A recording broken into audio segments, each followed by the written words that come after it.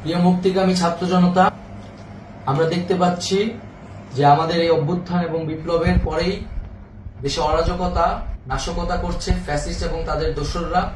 আমরা দেখতে পাচ্ছি যে বিভিন্ন জায়গায় এখন গোলাগুলি চলছে, মন্দিরে হামলা হচ্ছে এবং নাশকতা ও লুটপাট করছে।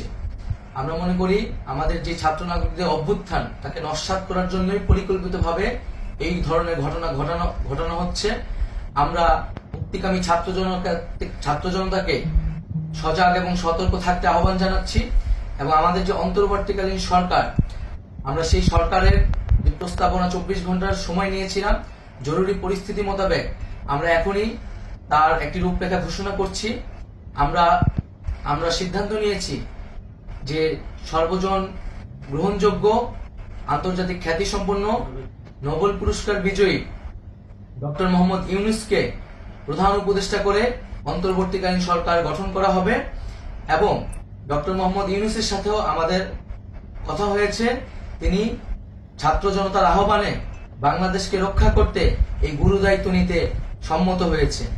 আমরা সকালের মধ্যেই আমরা এই সরকার গঠনের প্রক্রিয়া দেখতে চাই।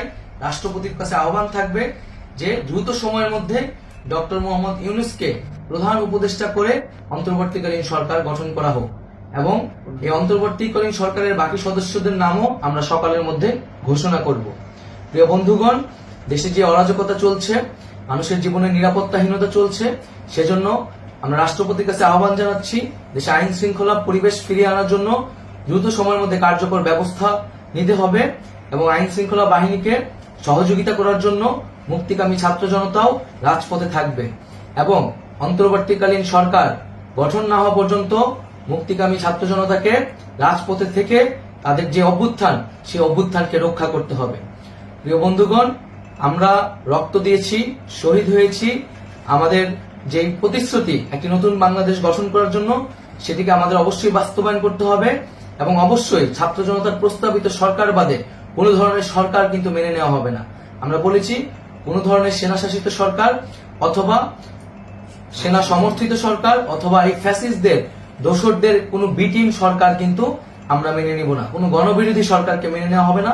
ছাত্র জনতার অভ্যুত্থানকারী যে প্রস্তাবিত সরকার, অন্তর্বর্তীকালীন সরকার, যেটা আমরা সিদ্ধান্ত উপনীত হয়েছি ডক্টর মোহাম্মদ ইউনূসকে প্রধান উপদেষ্টা করে এই সরকার গঠন করা হবে, সেই সরকারকেই বাস্তবায়ন করতে হবে অবিলম্বে।